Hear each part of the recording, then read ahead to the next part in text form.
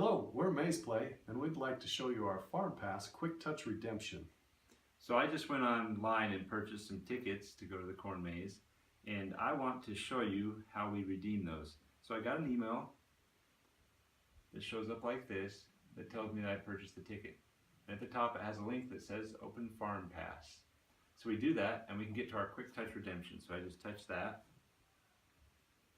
Then it comes up with this screen that tells me my purchase order and my number and everything, and then it tells me a warning to not hit the redeem button until I've seen the ticket clerk at the maze. So I'll take this to the maze and present it to the ticket clerk to redeem the ticket. So I'm the ticket clerk. I'm just going to simply press the redeem button, and then it's going to show you this screen. And you can notice that one ticket has already been redeemed, but I have another ticket down here that I can redeem. So I'm going to click the box, and then I'm going to press the redeem button.